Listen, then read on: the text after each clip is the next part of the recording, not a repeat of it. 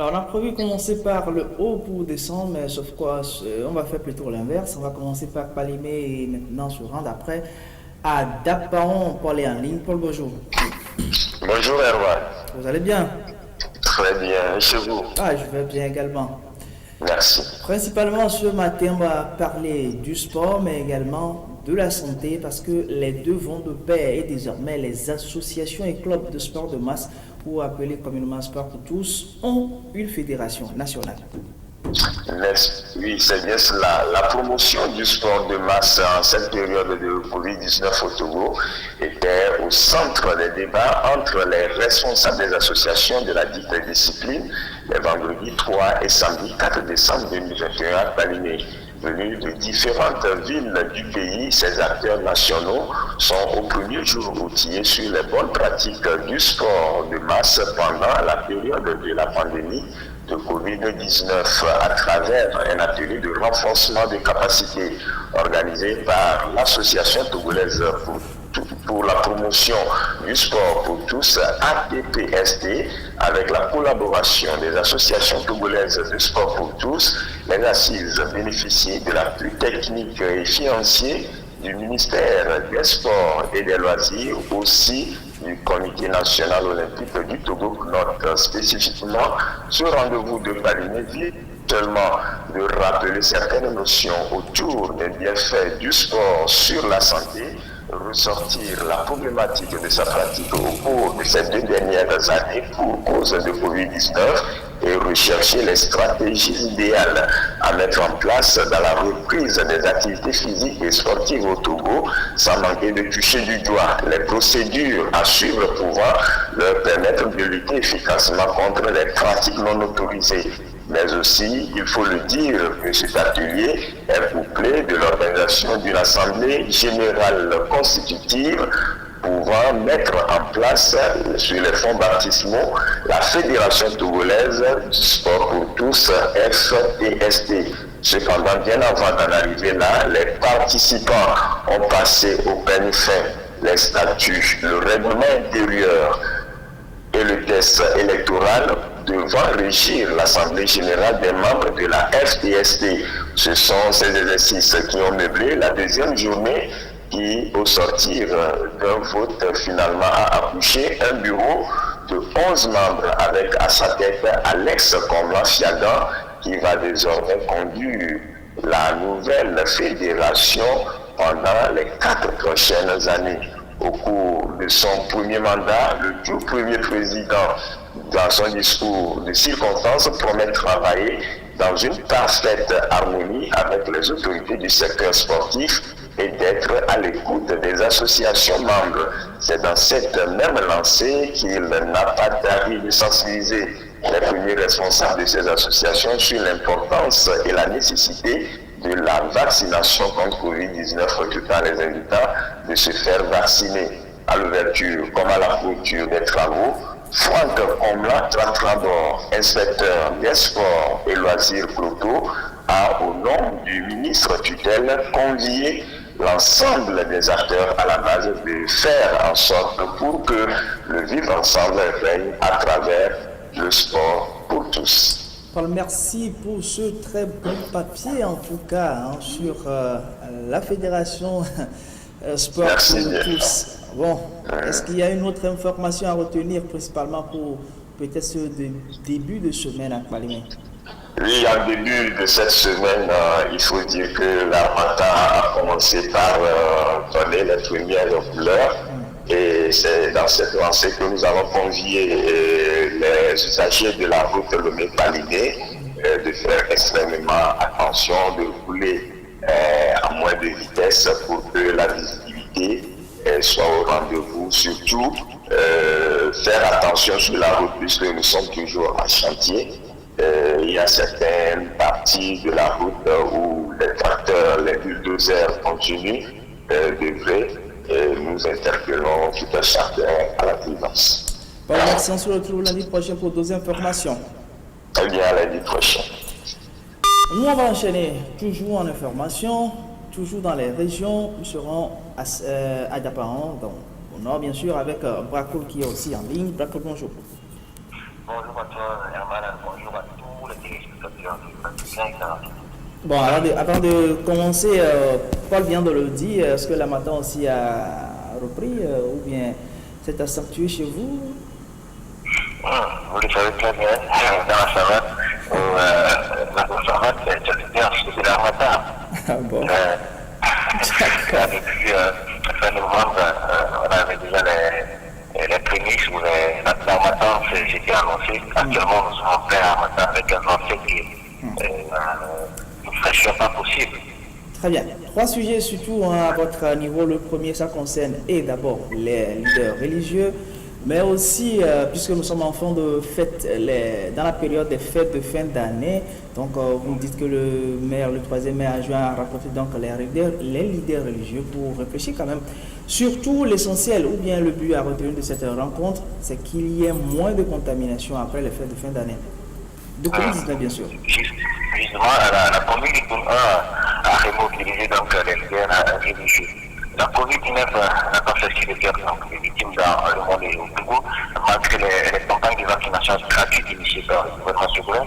L'on reste toujours prudent et l'application des mesures barrières reste bizarre. Il est cependant à rappeler que le taux de contamination a continué à augmenter depuis quelques mois. Malgré ce constat, le gouvernement secondaire continue d'interpeller tous les secteurs à la prudence avec pour mesure la restriction d'une certaine liberté pour maintenir effectivement avec la pandémie. À la veille donc des fêtes de fin d'année, occasion des grands mouvements, beaucoup d'interrogations réjouissent quant à la tenue des cultes.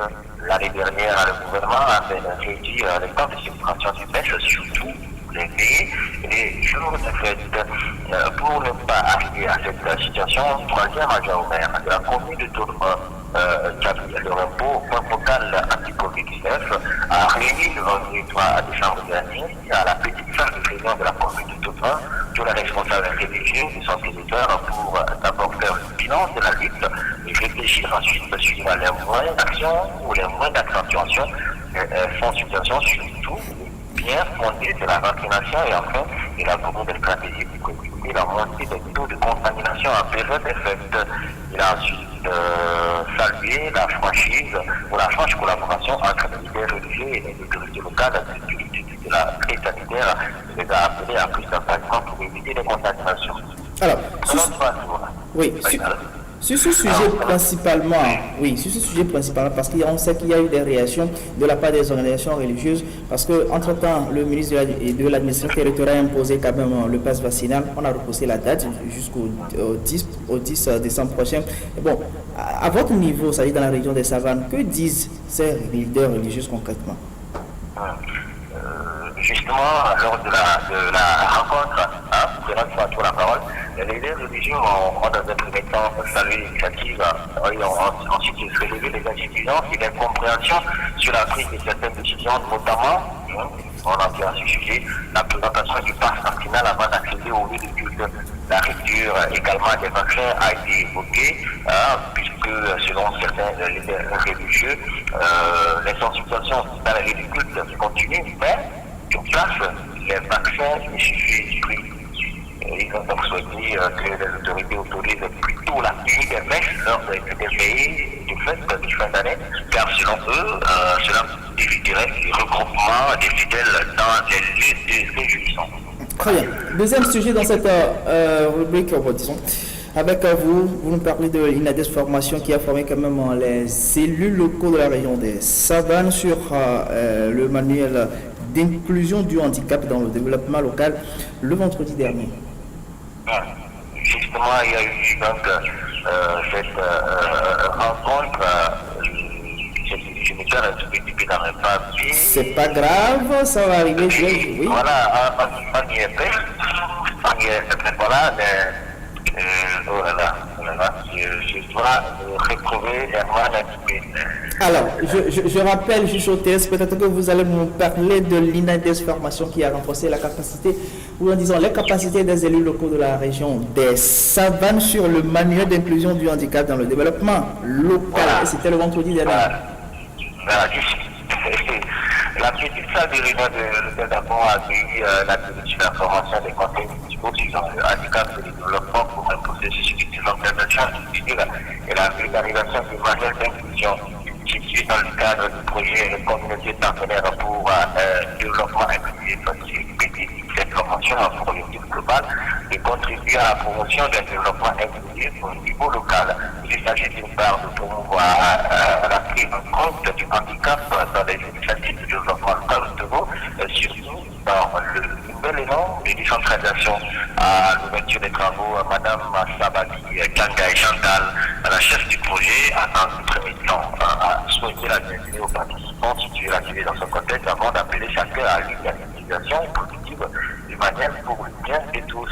C'est appelé à réunir les locaux de Savane qui sont répartis dans leur communauté avec une meilleure connaissance et compréhension du handicap et du développement local inclusif et avec qui nous pouvons contribuer à l'élaboration d'un plan de développement communal inclusif. Voilà ce qui concerne cette activité. Très bien. Dernier sujet, style.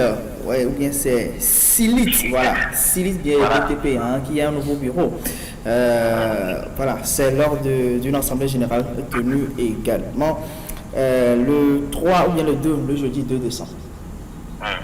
Justement, à l'issue de l'assemblée générale tenue du jeudi 2 décembre dernière, la pétition des millions de représentants, les membres du syndicat libre des assurants et entrepreneurs des savatiques ont porté leur confiance à un nouveau bureau de 14 membres dirigé par l'organisation du secrétaire général. Les membres du d'abord les statuts qui vont désormais conduire ce syndicat.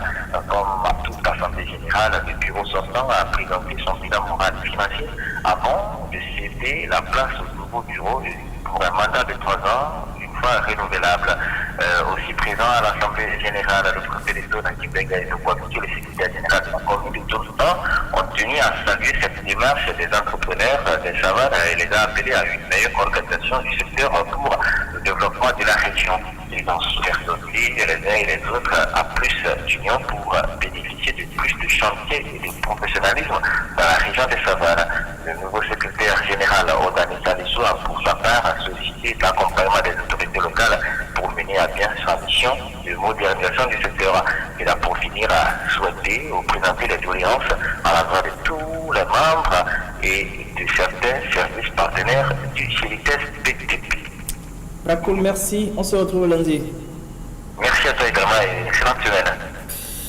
On va continuer. Merci donc à nos deux correspondants. D'abord, nous étions à Balimé, dans la région des Plateaux, avec Paul Kawi qui nous a parlé de cette nouvelle fédération qui aujourd'hui va essayer de coordonner toutes les activités au niveau des associations et clubs de sport, de masse ou de santé, ou tout ce que nous appelons d'habitude les sports pour tous.